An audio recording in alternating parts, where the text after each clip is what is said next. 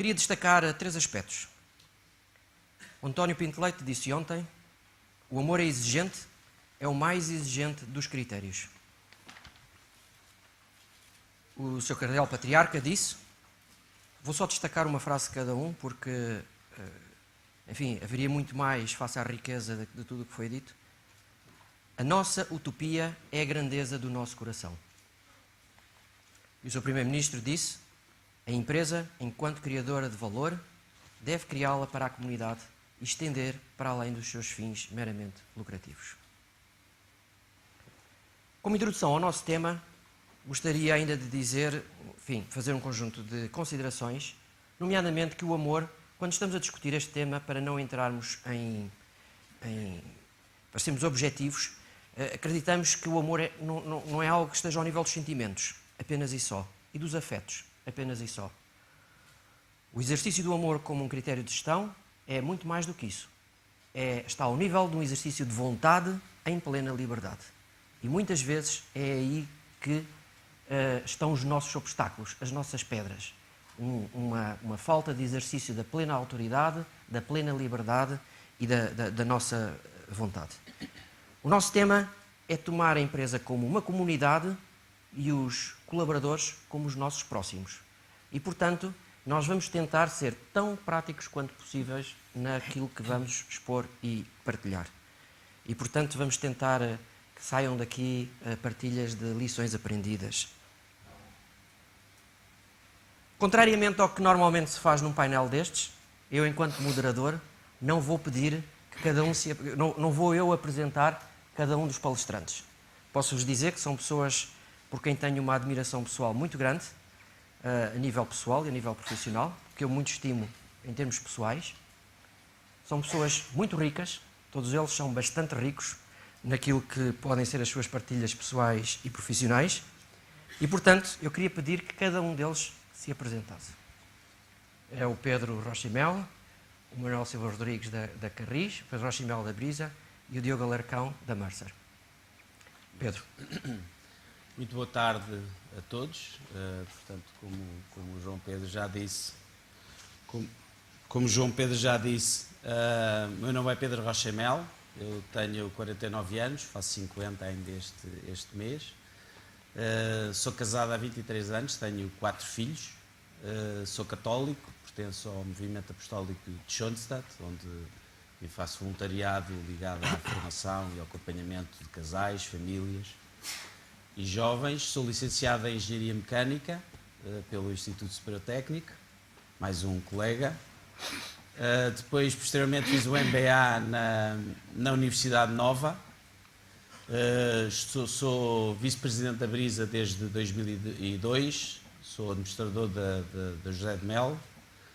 Anteriormente, trabalhei durante 14 anos no setor financeiro, portanto, bastantes anos no setor financeiro, onde fui desde corretor na Bolsa de Valores de Lisboa, no antigo Terreiro de Paço, até CEO do Banco Mel de Investimentos, vice-presidente do BCP Investimento. Sou também membro da direção da Associação Comercial de Lisboa, sou associado da ASES e membro faço parte de um dos grupos Cristo na empresa. Boa tarde a todos. Boa tarde a todos. Meu nome é Manuel Silva Rodrigues, tenho 60 anos, sou licenciado em Economia, sou viúvo, tive 6 filhos, 2 faleceram no acidente, portanto hoje tenho 4 filhos e 8 netos, portanto Deus de alguma maneira compensou-me com 8 netos fantásticos. Sou desde 2003 presidente executivo da Carris e chairman das empresas participadas da Carris. Sou membro da direção internacional da UITP, que é a organização que integra todos os players do transporte público à escala mundial, mais de 3 mil membros, são membros da UITP. Sou membro do Conselho Geral da Cotec Portugal, sou membro também do Conselho Geral da Ordem dos Economistas, professor convidado da AES e do ISG e, portanto, digamos, do ponto de vista profissional, reparto a minha vida fundamentalmente nestas atividades. João Pedro, eu não sou o João Pedro, sou o Diogo Alarcão e vou começar a minha apresentação partilhando com todos uma enorme alegria. que é, e o António não sabe, quando o António e o Jorge me convidaram, e eu achei que era imerecido, se eles insistiram, cá estou eu, fiquei muito feliz porque eu sabia que ia estar com amigos e ia tratar, discutir temas que gosto muito. Mas há outra velocidade que me deixa e que queria partilhar convosco, que é o facto de, ainda por cima, hoje eu vou ser crismado, às 7 da tarde. Portanto, estou cheio de Espírito Santo.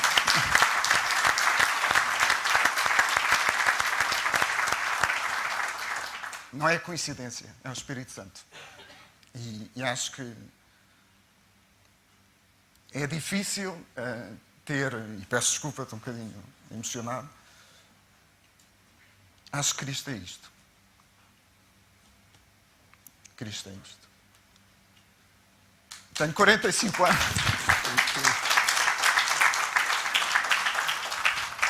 45 anos, casado, 2 filhos. Comecei a minha carreira profissional há 22 anos, em Bruxelas, onde tive 6 anos. E depois vim para cá.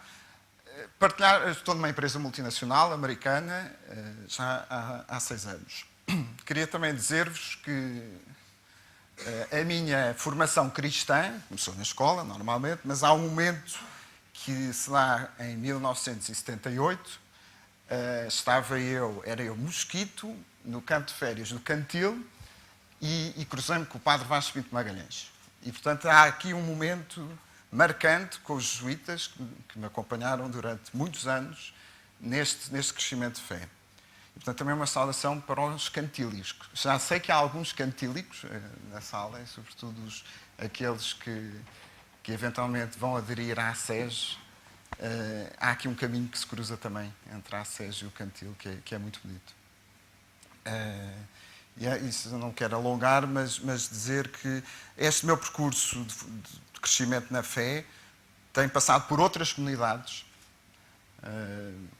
franciscanos e mais recentemente dominicanos, e tem permitido perceber que o amor de Cristo de facto é visto com múltiplas perspectivas, mas é sempre o mesmo. Isso tem feito crescer muito também como pessoa e como profissional. Último ponto que queria... Sei que está longa a apresentação, João Pedro, mas tu vais-me ter que mandar calar várias vezes porque eu falo muito. Mas acho que é importante dizer o seguinte: eu também faço parte de um grupo Cristo na Empresa e queria aqui, de uma forma muito pessoal, também muito sentida, agradecer muito ao Manel Lupi, ao Manel Ramos, à Maria Manuel Seabra da Costa, concorrente na PricewaterhouseCoopers, e temos feito um percurso muito, muito bonito no Cristo na Empresa. Portanto, é possível, de facto, o amor ao próximo com os concorrentes, e ela ganha imensos projetos, diga-se de passagem. A Margarida Cabral, o Nuno Aguiar, o Paulo Oliveira, que tem sido o grande dinamizador do grupo, o Miguel Arantes Pinto e o Padre Miguel Almeida. Acho que não me esqueci de nenhum. Agradecer-lhes e dizer muito o que hoje partilharei é o que temos estado a falar no Cristo da Empresa. Portanto, o que eu hoje vou dizer é muito do que temos falado. Só falta o João Pedro. Não era para me apresentar. O meu nome é João Pedro Tavares, tenho 49 anos, sou vice-presidente da Accenture Portugal, sou católico comprometido, faço parte dos grupos Cristo da Empresa, ajudo aqui o Conselho Fiscal da ACES também. Sou presidente da Junior Achievement, sou casado com a Clara e tenho 4 filhos. Eles não estão aqui presentes fisicamente, mas estão por aí sentados, porque eu consigo vê-los daqui. Aquilo que eu vos queria dizer era o seguinte: o que é que nos une e o que é que temos em comum? E isto para irmos diretos àquilo que é a primeira conclusão do painel, sem, enfim, termos debatido. Tem que haver uma unicidade na pessoa humana. Aquilo que está aqui são 4 pessoas que se sentem profundamente amadas por Cristo e puderam testemunhá-lo e partilhá-lo convosco de uma forma comovida e sentida. E é isso que temos de transmitir aos outros, em certa medida, a partir da nossa realidade. Mas nós temos que ser unos. O eu social, o eu empresarial, o eu profissional, o eu técnico, o eu funcional, o eu pai, o eu marido, o eu católico, tem que ser todo e a mesma pessoa. E eu tenho que permitir que isso ocorra também com os outros. E foi essa unicidade que eles todos transmitiram. Partilharam as suas vidas pessoais, profissionais, as suas convicções e por aí diante. E é esse espaço que, se nós queremos de facto viver o amor ao próximo com os nossos colaboradores, é criar esse espaço para que eles possam ser unos, indivisíveis. E, portanto, só fazer mais uma pequenina introdução, porque temos aqui empresas públicas, empresas privadas, empresas cotadas, multinacionais, e eu creio que todos eles vão expor um pouco da sua realidade profissional também. Mas há aqui um aspecto. O amor é muito mais antigo que a gestão. Muito mais antigo que a gestão. Sobra-me uma dúvida. É se o amor na gestão, se a primeira decisão, enquanto gestor, alguém tomou com amor ou sem amor, para eu poder dizer que o amor na gestão é tão antigo quanto a gestão. Então, portanto, o que é que está aqui por detrás que seja novo? O que é que está aqui de distinto? Estamos a falar mais do mesmo, como dizia o Raul? Estamos a falar de algo de distinto? Creio que o desafio é explicitá-lo.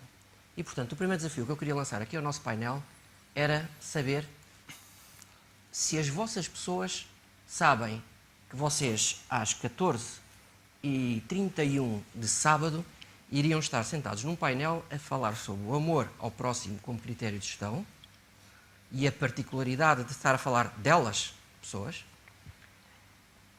Se elas sabem, se não sabem, se partilharam, se não partilharam com alguém, enfim, gostava que pusessem aqui partilhassem um bocadinho isso. Pedro. Bem, na Brisa trabalham 2.800 pessoas, portanto, algumas saberão, até pelos jornais, e algumas deram-me nota disso, inclusivamente por e-mails que mandaram diretamente. Com algumas pessoas falei, inclusivamente porque o João Pedro, como um desafio adicional a termos que vir aqui participar neste painel, desafiou-nos a confrontarmos alguns dos nossos colaboradores diretos com este tema, dizermos que vinhamos falar sobre ele e ouvir as reações das pessoas, isto antes de ter sido tornado público o tema do Congresso. E, portanto, enfim, tivemos que obedecer às instruções do João Pedro, e eu, pelo menos, fiz isso e partilhei isso com algumas das pessoas. E comigo trabalham pessoas que são crentes, pessoas que não são crentes. Devo dizer que a primeira reação de quase todos foi de choque. Foi um bocadinho também, talvez, aquilo que nos aconteceu a todos quando o António nos começou a desafiar relativamente a estes temas e deu aquela entrevista no Diário Económico. Penso que a reação que todos tivemos é de choque, dada a improbabilidade, de facto, deste tema e desta palavra, da palavra amor, ligado a algo que habitualmente, como já tem sido aqui referido, não é uma palavra que seja muito usada. As reações depois subsequentes, depois de passado o choque inicial, são, por um lado, a incredulidade e a ideia de que isto é uma palavra que não se aplica neste contexto. Houve pessoas que me disseram isso não faz sentido nenhum, isso é absolutamente ridículo, o António está doido, isso não faz sentido nenhum, não se aplica, isto, o contexto das empresas, e nós aprendemos isso nas escolas, tem a ver com a defesa do interesse próprio e é assim que o mercado funciona, já ouvimos também tudo isso. Como haver outras pessoas que dizem, mas isso, o amor, isso é um sentimentalismo, isso é essa ideia paternalista, o amor, isso está bem, de vez em quando e tal, mas isso se calhar não faz muito sentido. A verdade é que, no decorrer depois das conversas, as pessoas acabam por sendo obrigadas e ficando interpeladas pela palavra, pelo tema, e acabam por cada uma, da sua forma, de o expressar como, bem, de facto, a verdade é que todos temos convicções quando estamos a tomar decisões. As nossas convicções, aquilo que nós acreditamos, acaba por ter um impacto na forma de pensarmos.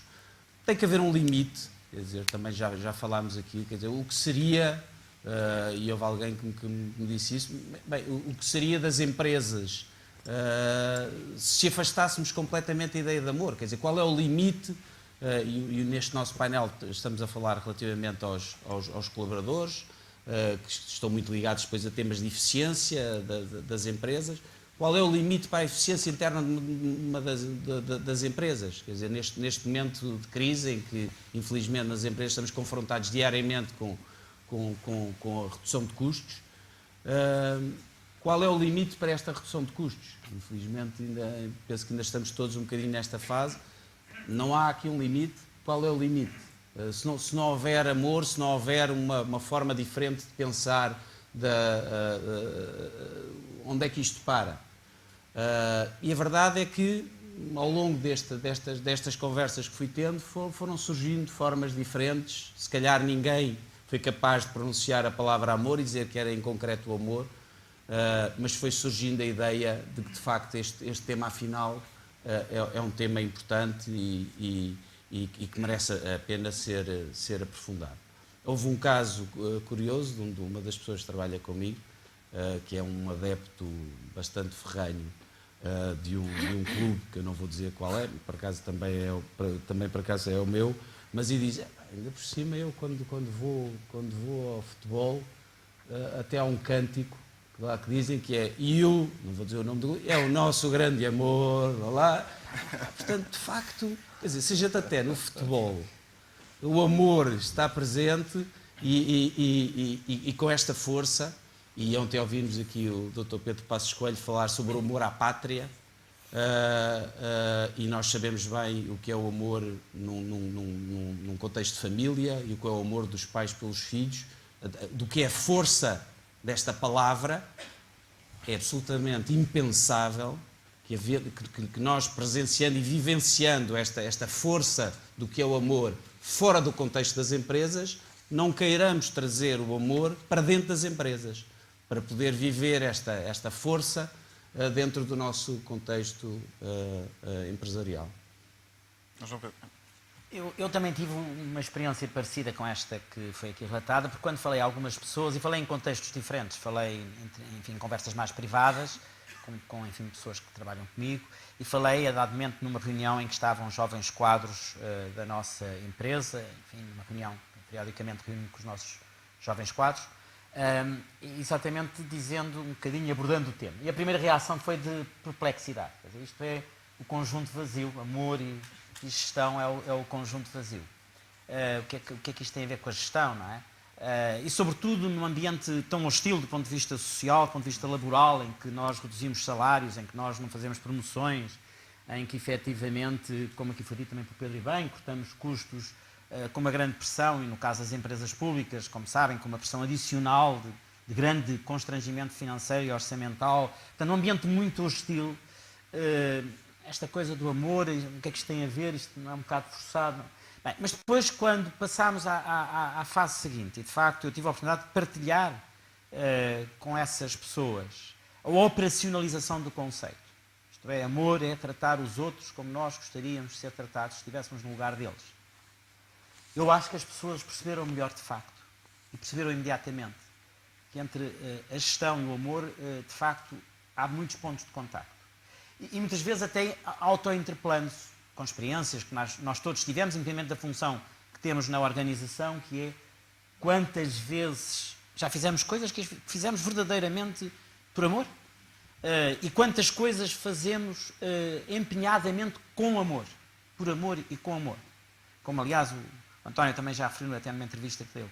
E bem, e as pessoas de facto começam a sentir que a sua experiência de vida profissional, teve vários momentos, obviamente, e esses foram sempre melhores momentos que nos fizeram sentir melhores como pessoas, que foram aqueles em que sentiram que estavam a realizar as coisas de uma forma diferente.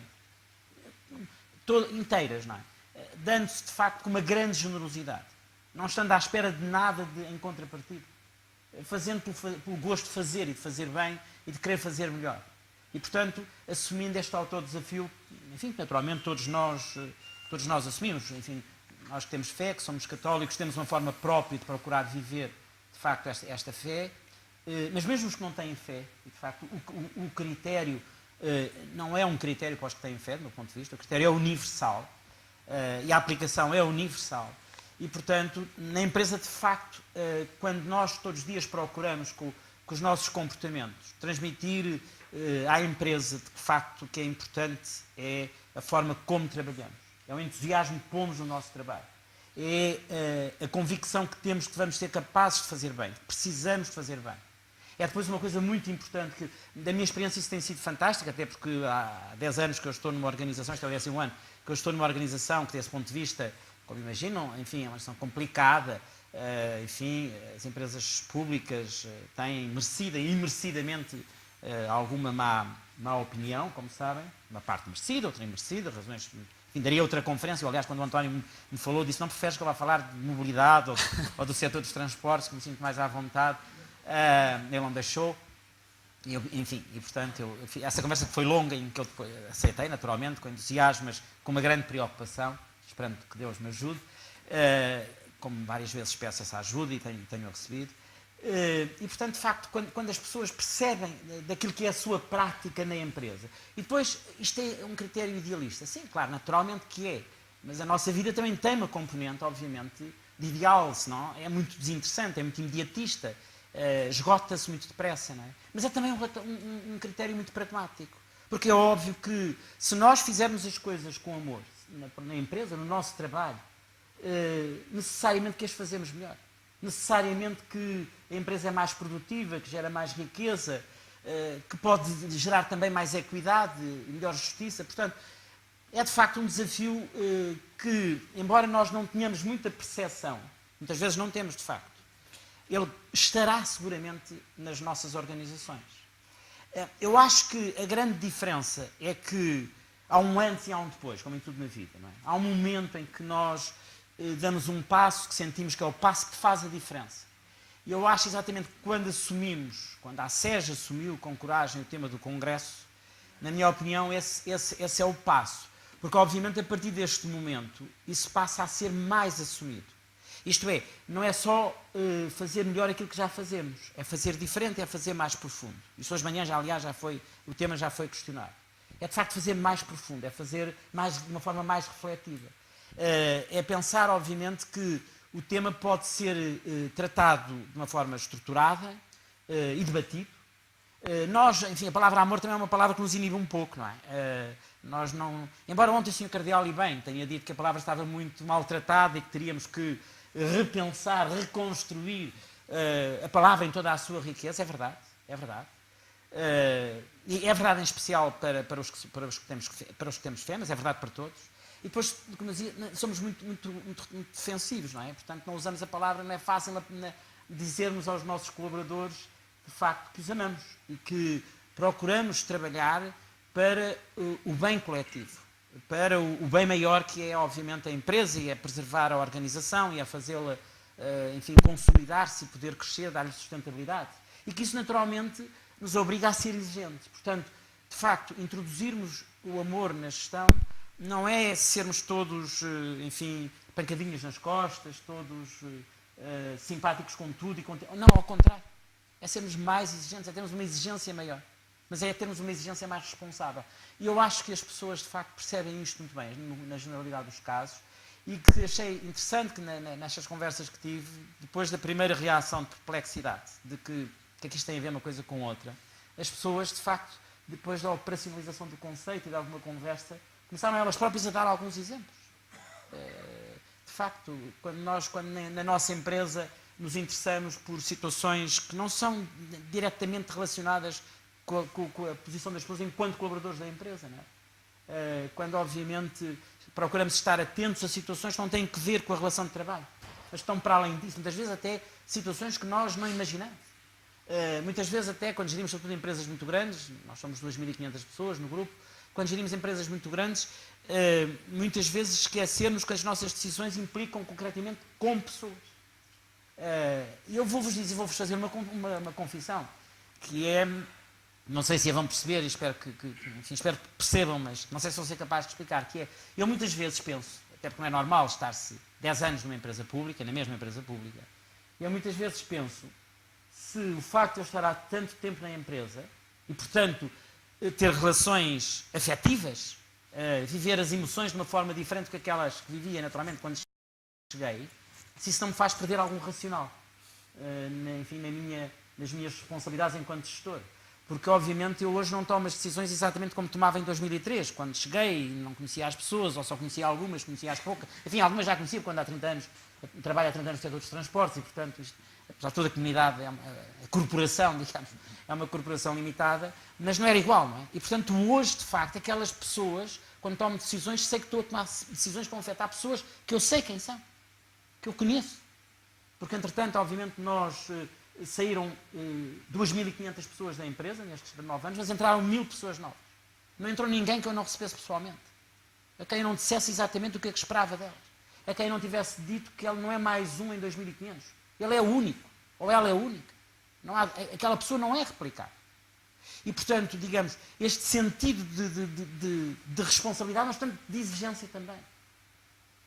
Você tem um sentido concreto. O seu trabalho, não há trabalho importante e trabalho não importante. Não há colaboradores importantes e colaboradores não importantes. Porque os nossos colaboradores, como não são importantes, nós obviamente temos, do ponto de vista da gestão, encontrar uma solução para eles. Não os podemos deixar ficar na organização se eles não são importantes. E, portanto, digamos, eu acho que esta abordagem, esta forma de estar na empresa, obviamente é muito transversal. Não é do Presidente. O Presidente tem uma responsabilidade maior. Mas é de todos. Até porque, obviamente, o que faz a diferença é nós sermos capazes de incutir e de generalizar na empresa uma coisa que não é fácil, claro. É de que todos podem e todos devem ser líderes. Todos podem e todos devem querer, de facto, fazer a mudança, a transformação, a modificação. E acreditar que isso é possível e querer fazer. Eu tenho, de facto, uma experiência desse ponto de vista muito enriquecedora, porque, enfim, tenho estado nos últimos 9 anos, 10 anos, já este é o 10º ano, a trabalhar numa empresa, obviamente, que fez um enorme salto qualitativo na sua organização, no seu comportamento, no seu desempenho, porque, efetivamente, acreditou. Mas deixem-me só dizer isto a terminar. Eu acho que há 2 coisas que são fundamentais para que as coisas nos corram bem. E para que, de facto, a organização, muitas vezes, se supere a si própria. Como dizia o Colin, seja capaz de passar do good para o great, que é o grande desafio e é o mais difícil. Uma é, obviamente, percebermos bem aquilo que temos para fazer e aquilo que queremos fazer. E depois, obviamente, é quando alcançamos o sucesso, partilhar o sucesso. O sucesso não é da gestão, o sucesso não é do Presidente, naturalmente, o sucesso é da empresa. As coisas que fazemos porque temos um sentido solidário, somos capazes de criar um sentido de corpo para fazer a diferença. E eu acho que é isso que tem feito, digamos, no nosso caso, a diferença. João Pedro, vou ser muito rápido. Dizer-te que, sim, falei com algumas pessoas e não foi surpresa por várias razões. Primeiro, porque tenho um rótulo de partner católico na Mercer. Penso que mais ou menos as pessoas sabem. Porque eu digo e porque tenho um crucifixo em cima da mesa que já me abriu porta a jovens recém-chegados à Mercer lá irem bater-me à porta, que me deu uma enorme alegria e só foi possível porque estava lá um sinal de Deus. Portanto, as pessoas não se surpreenderam quando eu lhes perguntei amor como critério de gestão. É mais uma loucura do Diogo, mas pronto. Deixo 2 notas que me parecem muito importantes do que retive das várias respostas que me deram.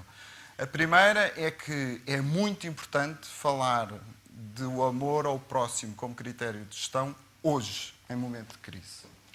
Hoje, em que as nossas empresas estão, de facto, confrontadas com problemas gravíssimos de pagamentos em relação a fornecedores, clientes, despedimentos. Portanto, não há momento mais importante para se falar do amor ao próximo como critério de gestão como hoje.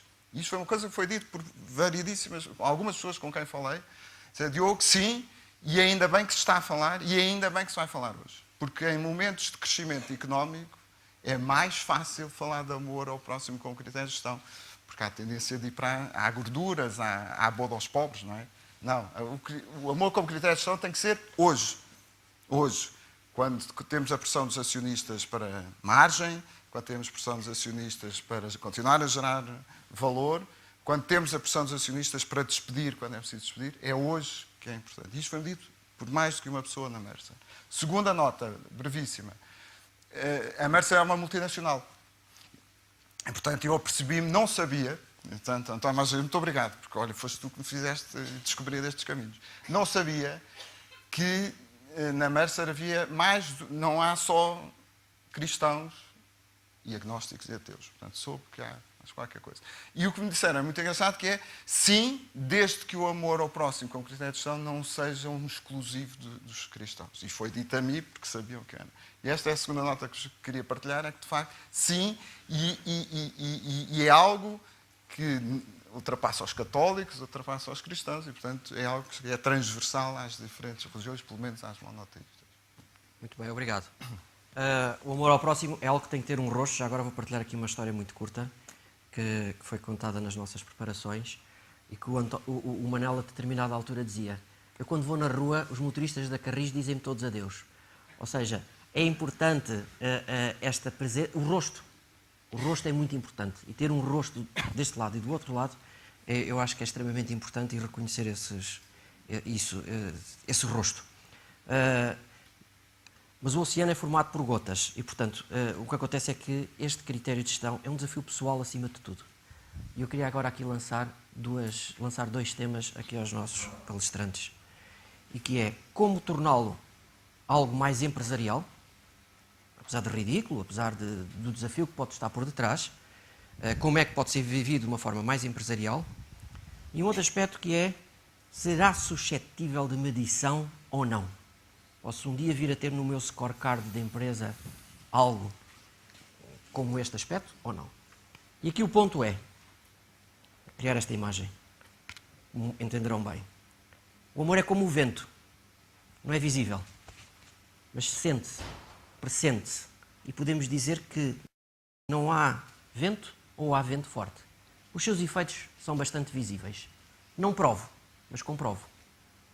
E então o ponto é: face a esta realidade, provavelmente não se consegue medir o amor ao próximo como critério de gestão, mas todos os seus efeitos associados. Tudo o que daí decorre. E, portanto, ele de facto pode ser um critério enquanto tal e acabar por ser medido de forma mais ou menos direta por todos os efeitos que tem associados. Então, lanço dois desafios, que é como tornar nisto num critério mais empresarial, mais amplo, que vá para além do vosso desafio pessoal, que vocês o têm, porque já sei que na próxima semana vão partilhar todas as experiências riquíssimas desse sábado, mas como é que eu posso vir a medir estes efeitos de alguma maneira? Como é que eu posso... ou quais são esses efeitos que vocês elegem como os mais relevantes?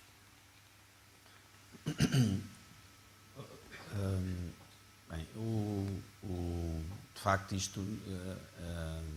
este tema é digamos, se calhar mais fácil colocar num plano pessoal do que depois a fase seguinte, dadas as restrições todas que temos no ambiente em que vivemos, como já tem sido aqui referido várias vezes. A verdade é que as decisões nas empresas são tomadas dentro de contextos muito concretos em que nós participamos nelas, e eu em concreto participo nas decisões da empresa onde estou, mas há outras pessoas que têm também as suas opiniões e visões diferentes sobre a generalidade dos temas e em concreto sobre também os temas ou a aplicação de um critério como seja o amor ao próximo.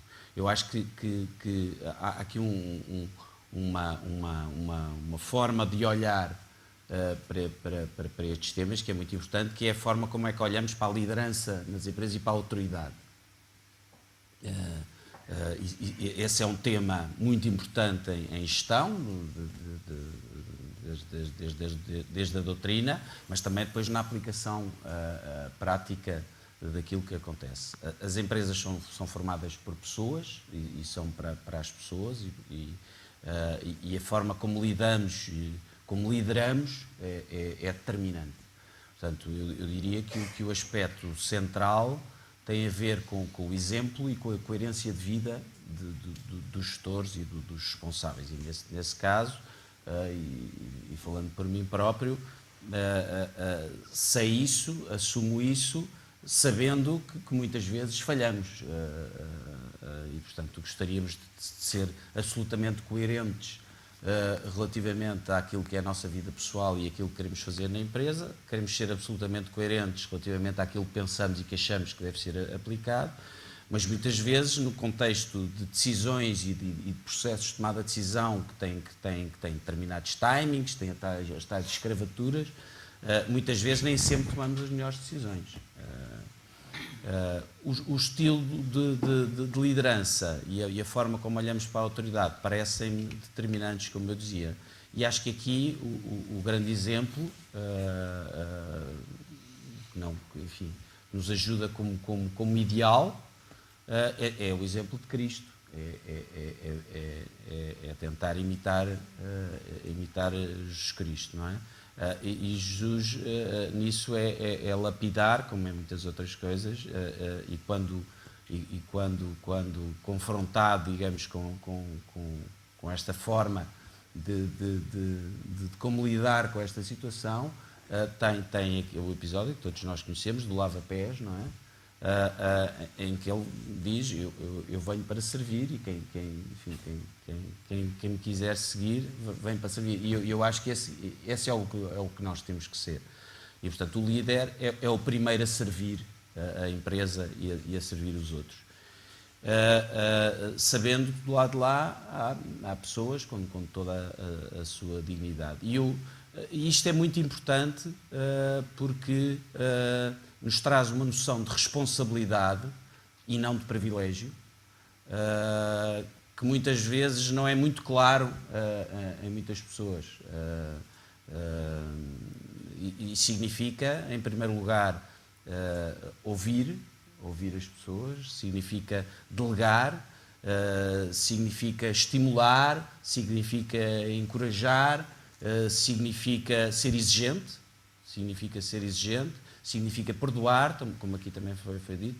Isto tudo tem que vir antes da ordem, quer dizer, do exercício da autoridade.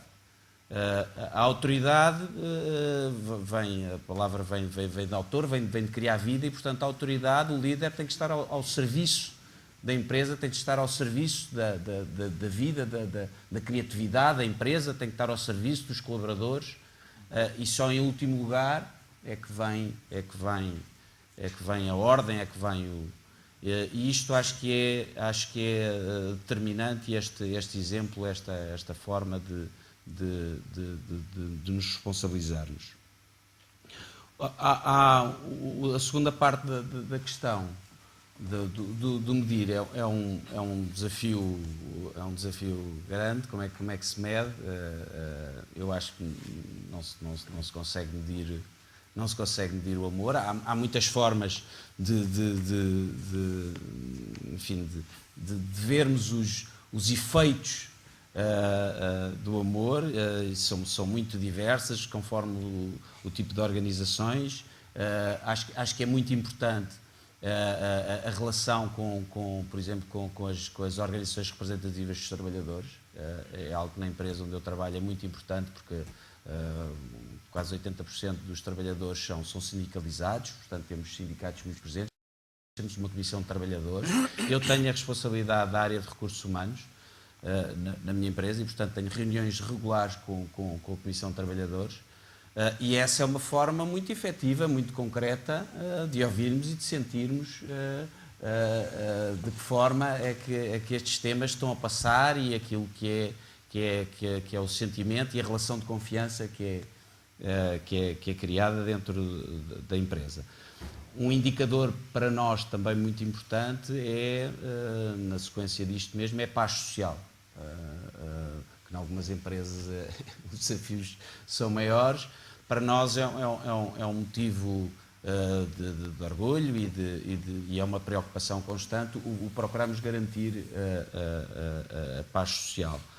É também uma preocupação, para além destes aspectos, digamos, mais diretos e concretos, termos formas regulares, através de inquéritos, de medir a satisfação e o clima social das empresas, e, portanto, ouvir de forma às vezes até mais anónima como é que as pessoas estão a sentir a empresa e que tipo de aspectos consideram mais relevantes. E hoje em dia, e é muito importante e muito bom, e eu penso que é um aspecto muito positivo daquilo que tem estado a ser feito em termos relacionados com com isto que estamos a tratar, que é, por exemplo, aquilo que é feito relativamente às empresas familiarmente responsáveis. Portanto, são determinados processos que são externos às próprias empresas, de avaliações, como a satisfação no trabalho.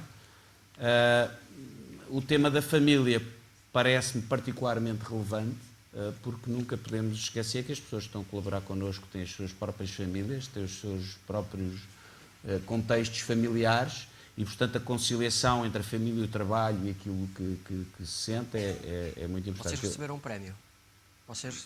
Certo? Recebemos um dos prémios. Não queres partilhar algo? O que é que para ti é uma boa prática a esse nível? Isso há vários aspectos aqui relacionados com as empresas familiarmente responsáveis. Há um conjunto de critérios. Há, por exemplo, uma prática que, infelizmente, eu penso que em Portugal ainda é muito pouco utilizada, mas que é muito importante, que é o part-time. A existência de part-times. Mas posso, por exemplo, dar um exemplo negativo, que é algo que a lei estabelece, que é as horas de amamentação. Por exemplo, isto é um caso concreto que eu apanhei logo no início, que foi, a lei estabelece determinados períodos para as amamentações das mães, e eu deparei-me a certa altura com um processo disciplinar a uma colaboradora da Brisa, por causa do cumprimento desse horário da amamentação, que era uma boa prática, é considerado, por exemplo, nesse estudo, é considerado como uma boa prática o ter, e nós vamos para além daquilo que a própria lei exige. O problema é que depois a aplicação concreta das situações depara-se com as pressões dentro do trabalho, e de repente uma prática que teoricamente era boa tinha gerado um processo disciplinar a essa colaboradora. Mas enfim, isto são outros aspectos. Obrigado, Pedro. Sim, a questão que o João colocou, como é que de facto isso vai para o interior das empresas, de facto, não é? E depois como é que se mete? Eu acho que vai muito pela forma como estamos na organização e pela capacidade que temos para transmitir à organização, de facto, de que há, enfim, que a organização se tem que mover por valores, e que é isso que dá consistência e continuidade à organização. Damos um pequeno exemplo. Nós, pelo acordo de empresa, a terça-feira de Carnaval, pelo acordo de empresa na Carris, a terça-feira de Carnaval não se trabalha, e portanto não se trabalhou, porque é assim que diz o acordo de empresa. Mas obviamente quando as empresas participadas me colocaram a questão se trabalhavam ou não, eu disse que sim, que trabalhavam, até porque estamos num quadro, obviamente, em que temos que ser muito exigentes connosco e temos de trabalhar. E, portanto, obviamente, na Carris não se trabalhou, porque o acordo da empresa diz que é feriado, e isso eu não posso mudar, mas nas empresas participadas trabalhou-se. E eu achei que era importante que os meus colaboradores nessas empresas percebessem que eu não os tinha mandado ir trabalhar e que eu tinha feito feriado. E, portanto, eu nesses dias tive reuniões nas empresas participadas para que as pessoas percebessem que, de facto, eu os tinha mandado trabalhar, mas que eu estava a trabalhar também. Portanto, eu acho que o exemplo é muito importante em termos de liderança, e acho, de facto, que aquilo que nos dá credibilidade e autoridade, diria normalmente é a autoridade natural, é as pessoas, de facto, perceberem que nós começamos por ser exigentes connosco próprios e que assumimos para nós próprios os valores e o código que, efetivamente, queremos que a organização cumpra. Isso parece muito, muito, muito importante. Depois, eu acho, obviamente, que é como se fosse um triângulo, não é? Em que há uma base, o que é que queremos transmitir à organização? E nós, de facto, queremos transmitir conhecimento, competência, rigor, responsabilidade, exigência. Sim, sem dúvida. Mas também queremos transmitir outras coisas que são igualmente importantes. Reconhecimento, partilha, emoções, afetos. Depois, obviamente, criar ambição, criar motivação, confiança, autoestima é fundamental. Porque, obviamente, daí resulta uma coisa muito importante e exige uma coisa muito importante, que é a valorização das pessoas, a valorização das equipas, a valorização do trabalho e a valorização do mérito, que são valores fundamentais de diferenciação e de afirmação das organizações. E é fantástico. No nosso caso foi muito interessante, até porque, obviamente, estas empresas são empresas muito especiais, como sabem, e até com um nível de conflitualidade muito grande. Enfim, em 2003, quando começámos, nós tivemos entre setembro de 2003, iniciei as funções em fevereiro de 2003, preparámos as coisas, comunicámos e, passa a expressão, arrancámos a implementar um conjunto de medidas que tinham que ser implementadas, que não eram simpáticas, não eram populares, mas eram aquelas que tinham que ser, digamos, por razões de sustentabilidade, tinham que ser implementadas. E, portanto, entre setembro de 2003 e junho de 2004, nós tivemos 27 greves. 27 greves. E, portanto, começámos com um nível de adesão absolutamente avassalador, não é? Para terminarmos, obviamente, foi num processo crescente. E depois, desde 2004, nunca mais tivemos greves na companhia. Voltámos a ter agora, algumas são de natureza política, como sabemos, em contexto mais alargado. Mas mesmo nesses casos, se estiverem atentos, na Carris isso tem um efeito muito pequeno. Ao contrário de outras empresas em que fecham, na Carris isso tem um efeito muito pequeno. 15%, 20%. Quer dizer, mesmo, digamos, quando as pessoas fazem essas greves por manifesto de protesto político, por, obviamente, discordância, porque, obviamente, sentem que se estão a perder direitos e que acham que isso não é adequado, não é legal. Portanto, eu acho, de facto, há um enorme sentido de responsabilidade que consegue resistir a esse ambiente. E foi fantástico quando, em 2007, pela primeira vez, integrámos o grupo das melhores empresas para trabalhar, onde nunca mais saímos, e, portanto, desde 2007, todos os anos, fazemos parte do grupo das melhores empresas. Mas em 2007 foi verdadeiramente fantástico, porque, obviamente, a empresa sentiu isso como um salto qualitativo extraordinário. Não é?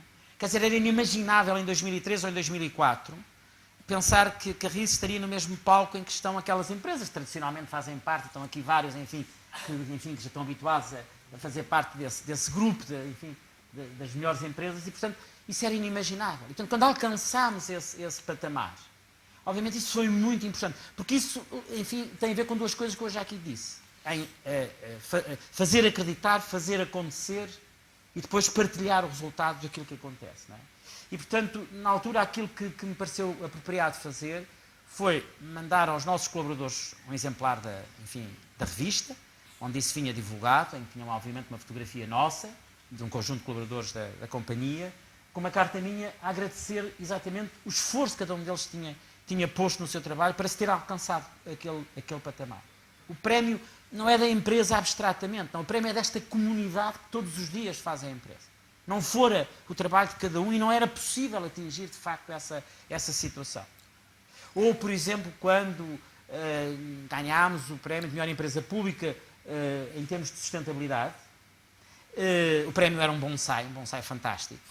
E depois, como eu disse, mais difícil do que ganhá-lo é mantê-lo vivo, como sabem, tem bonsais, tem sido, nós já temos 2 bonsais para ganharmos 2 prémios. Mas pareceu-me importante partilhar isso com as pessoas. E partilhar como? Depois oferecemos a cada um dos nossos colaboradores uma pequena oliveira envasada. Desafiámos a plantar nas nossas instalações. Nós temos instalações em vários pontos da cidade, com espaços grandes, e aqueles que puderam, quiseram, plantaram. A minha está lá, vivo num apartamento em Lisboa, não há espaço para ter oliveiras, como imaginarão, mas está lá e olho para ela e acho fantástica, vai crescendo, e vejo-a crescer. E, portanto, é a semente que nós lançamos e o resultado dessa semente que, efetivamente, lançamos. E hoje, para dar um exemplo, hoje todos os nossos... E é preciso ter um bocadinho esta noção de que nós, a grande maioria dos meus colaboradores não está na empresa, está fora da empresa. Andam na rua a conduzir, os autocarros elétricos, que eu espero que utilizem, pelo menos de vez em quando. Mas, de facto, está fora da empresa. E, portanto, como é que se comunica com eles? Quer dizer, para mim não é trivial, não é fácil juntar os meus colaboradores numa sala e conversar com eles. E, portanto, em 2003, aquilo que me pareceu adequado foi usar o processo que tinha na altura e foi mandar cartas para a casa de cada um. Pessoais, dirigidas a cada um. Explicando o que é que estávamos a fazer, porque é que estávamos a fazer, explicando que era fundamental que todos, efetivamente, nos empenhássemos e que o resultado chegaria. Portanto, hoje todos têm correio eletrónico, portanto, hoje é muito fácil, se eu me apetecer daqui a bocado comunicar, dizer, estive no congresso da ASES e disse isto. Não custa nada, mas não era assim em 2003. E, portanto, era esta noção de que quando alcançamos, isto é, quando nós nos comprometemos com um determinado objetivo, eu acho que o que é importante é nunca dizer mentira à organização. Nós podemos não poder dizer tudo, mas o que dizemos tem de ser sempre verdade. E isso tem de ser, obviamente, avaliado e testado. e diria comprovado, auditado, se é uma linguagem que nos é cara, não é? E, portanto, isso é muito importante e, portanto, as pessoas têm que perceber que o sacrifício que estão a fazer tem um objetivo, não é um sacrifício abstrato, não é um sacrifício em troca de nada. É por qualquer coisa que sabem bem o que é, que vale a pena, e quando alcançamos, obviamente, tem que ser partilhado. E depois é preciso termos outra noção que eu acho que é muito importante e que às vezes nos esquecemos um bocadinho. É que, obviamente, o dinheiro é importante, que lá está, que as pessoas gostam e precisam, em alguns casos, mais nuns, menos noutros. Enfim, talvez também nos tenhamos deixado escravizar muito por este mundo tão cheio enfim, do apelo do material e, enfim, e do dinheiro e daquelas coisas que hoje condicionam muitas pessoas nesta fase, até porque a crise em que estamos a viver, o mundo está de facto a mudar e há uma coisa que temos a certeza, é que o mundo não vai ser igual ao que era. Não é só Portugal que não vai ser igual ao que era, o mundo não vai ser igual ao que era. Mas de facto não é só dinheiro. E às vezes basta nós dizermos em voz alta às pessoas: muito obrigado. Você foi fantástico. Você deu imensas coisas à companhia. E eu acho que isso é muito gratificante para as pessoas. Porque isso tem a ver com a sua própria autoestima. Isso tem a ver com o facto de elas perceberem que alguém está atento. Não é? E se isso é dito, enfim, pelo Presidente, isso tem um valor maior, naturalmente. Sobretudo numa empresa muito grande, em que supostamente o Presidente está distante, não conhece as pessoas, não. Portanto, como eu vos dizia, a ideia de que é importante conhecermos pessoalmente as pessoas, é importante falarmos diretamente com as pessoas, eu acho que isso pode fazer toda a diferença. Depois, a questão da métrica, que o João Pedro aqui colocava. Bem, nós somos muito, aliás, nós na nossa troca na nossa reflexão de preparação para a sessão, eu a dado momento coloquei essa questão a João Pedro, não é? Quando ele colocou a questão, que é: nós somos muito obcecados com a métrica.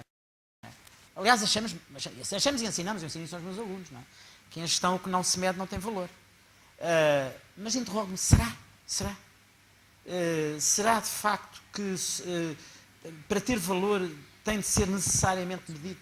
Tem de ser mensurável? E eu tenho grandes dúvidas sobre isso.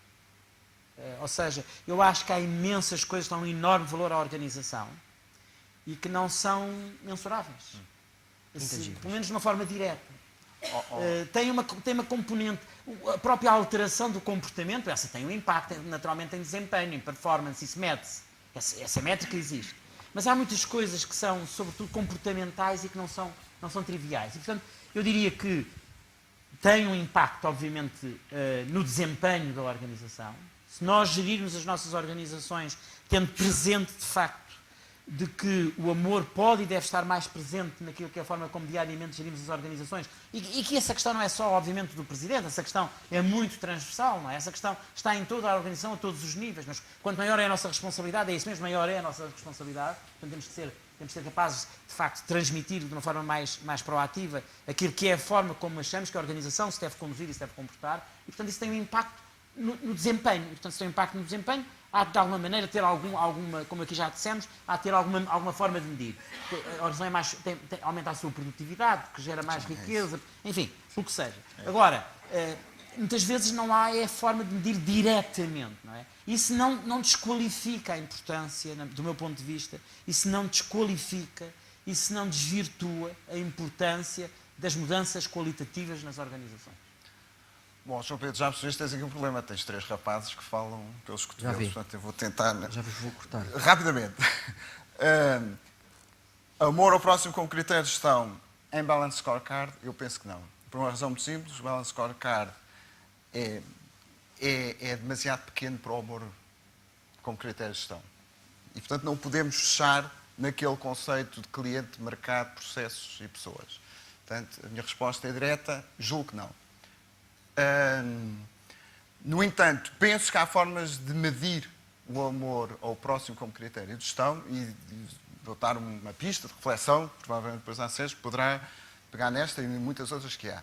E que tem a ver com o nível de felicidade dos colaboradores. Eu penso que o amor ao próximo passa muito pelo serviço e por um serviço que não se vê e que é humilde, mas que nos faz ficarmos extremamente felizes. Quando de facto eu sinto que consigo transmitir algum do amor que tenho pelos outros, enche-me de felicidade. E se me enche de felicidade, começa a ter aqui um critério mensurável. que ainda por cima, dizem os estudos, agora já se fazem índices de felicidade para os países, portanto fazem-se também para as empresas, e o que os estudos dizem é que os colaboradores mais felizes são mais produtivos, são mais criativos, são mais inclusivos. Portanto, eu acho que há aqui um return on investment possível, que é, na minha opinião, não é preciso pôr das políticas nos procedimentos das empresas, é preciso ser pelo serviço, pelo exemplo, e de preferência por um serviço, um exemplo que não se vêem, que não se publicitam, e através desse serviço e desse exemplo vamos conseguir ser capazes de transmitir uma enorme felicidade interior, que se vai multiplicar, e que há um momento em que as equipes, como aliás se falava hoje de manhã, como um todo, vão perceber que há aqui um retorno, para além do amor que Deus tem por nós próprios, mas que é a nossa capacidade de conseguirmos gerar mais riqueza, sermos mais produtivos, sermos mais criativos, mais inovadores, e isso vai trazer é mensurável junto às empresas e traz resultados económicos e financeiros que podem ser mensuráveis. Manel, Deixa-me só rápido. dizer uma coisa pequenina, e tem muito a ver com isto que o Diogo acabou de dizer, que é, no âmbito de uma iniciativa que nós fazemos parte, Felicidade no Trabalho, fez um inquérito a várias entidades, a várias pessoas, e é muito interessante ver os 3 critérios que as pessoas valorizaram para se sentirem felizes no trabalho. Eu vou dizer quais são. Ter alguém com quem se possa contar, ter independência e autonomia, e o terceiro, ter aprendido algo recentemente. Eu achei fantástico, porque efetivamente não se falou em remuneração, não se falou em promoção, falou-se nestas coisas, que de facto são coisas que nós podemos de facto acautelar e ajudar a que estejam mais presentes na nossa organização. Obrigado. Já agora, é curioso porque foi publicado esta semana um estudo em que a pergunta foi feita foi: os portugueses são felizes no seu local de trabalho? E numa escala de 0 a 5, 3,4, as pessoas pontuaram a sua felicidade na organização 3,4. Significa que são felizes ou são suficientemente felizes. E relativamente à felicidade na função, 3,7. Se dividirmos isto por setores, temos aqui que o setor de construção e imobiliário, curiosamente, é daqueles que têm maior grau de felicidade, e o Estado é daqueles que têm menor grau de felicidade. Depois, só para dar mais um dado, porque parece-me importante saber medir algumas destas coisas, as mulheres dizem 3,4, pontuaram como 3,4 o seu grau de felicidade na organização e na função. E que, no que diz respeito, em particular, ao equilíbrio entre a vida profissional e a esfera pessoal. Estão, por isso, quase felizes. Os homens mostram-se mais agradados com a divisão do seu tempo, indicando 3,6. 4 é o grau de felicidade dos trabalhadores com cargos de chefia, no que diz respeito ao desempenho das suas funções. Os subordinados indicam um grau de 3,6. Nas respectivas organizações, os diretores pontuam 3,8 e são mais felizes do que os não diretores, que pontuam 3,4. E eu aqui, mudando a ordem,